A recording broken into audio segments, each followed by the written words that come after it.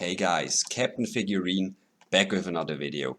As you might see in the background there's no Enlisted running because today we'll take a closer look on Caliber. They opened up the EU servers and it's a third-person shooter. I love third-person shooters. I know a lot of people get turned off by that, but if you like them, check it out guys. The gameplay is very nice. What is Caliber about? It's a tactical third-person shooter. You can play PVE, PVP and PVPVE. So on the PvP you play player against players.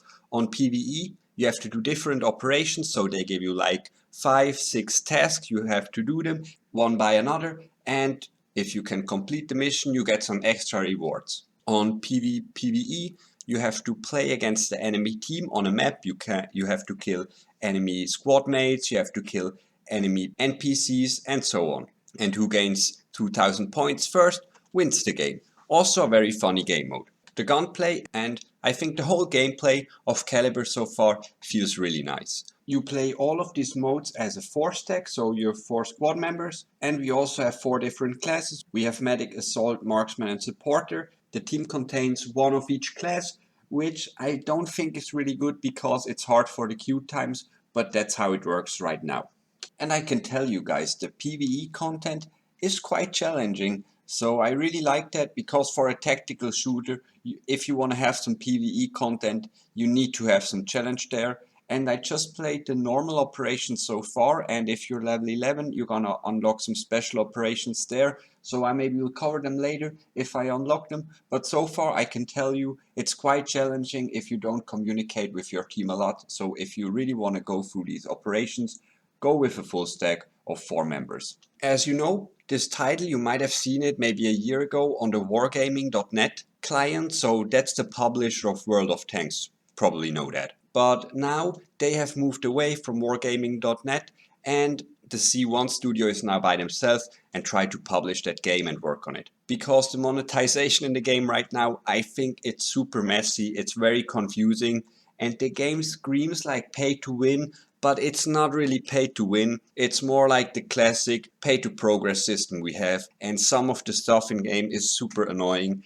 and very hard and grindy to unlock. And keep in mind guys, this is an Enlisted channel, so I'm prepared for grinding, but I think if there's a lot of RNG factors in my grinding, that's a little bit too annoying. And if the monetization is very bad done, the shop is confusing, the lobby screen is very confusing, you know, that's gonna drive off a lot of players. And if players confirmed your game was pay to win, even if they don't really know if it's more like a pay to progress, pay to win, or whatever it is, you know, it will spread around and that can really destroy your community and your startup for the game.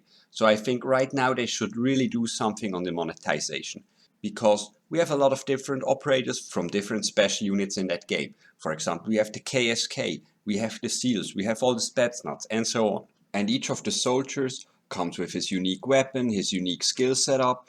So for example, the skill on the soldier I'm playing right now, he gets like 4 seconds less recoil on his weapon. But some of the soldiers or the squad members, you can just buy with the premium currency. What you have to know about that is they rotate around, so if you wait a little bit of time, maybe the operator you really want will come for the in-game currency you can earn by playing and you can pick them up.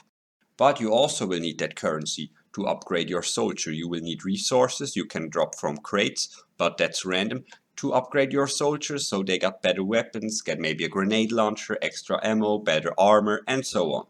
So I think that's really the first thing they should get right and work on the monetization, because I don't really have a problem with paid progress, but if it's everywhere it can be a little bit too much and it looks like, oh, there's a lot of payment in that game. And I think cosmetics is completely fine if you have like emotes, finishers or whatever, some cool weapon skins. Nobody really cares if that's something you have to pay for.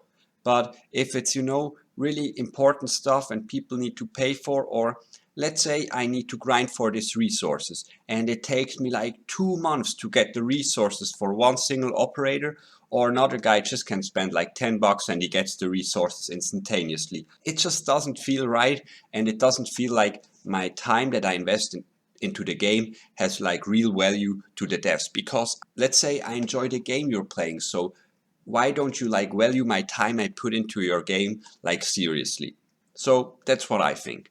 But overall, this game is free to play, so if you want to pick it up and get at least some, a little bit of the gameplay, and I really can tell you guys, the gameplay is really sweet. The gun feels good. You have this switch between the first person if you shoot and the third person if you move around, how you angle your camera, how you can abuse, the side you got. So yeah, tell me down in the comment section if that's a game you would love to see in the future. So maybe every 1 or 2 months we can take a look at the updates we have to the game, if they really reacted to the community feedback we got and so on. Because I'm enjoying it so far, so I'll keep an eye on it, maybe play a few rounds here and there, maybe also on stream, who knows.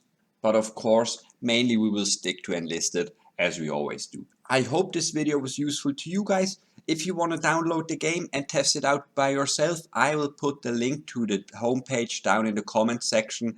And as always guys, stay tuned for more news on Enlisted or maybe this game. And I see you next time guys. Have a good one. Captain Figurine out.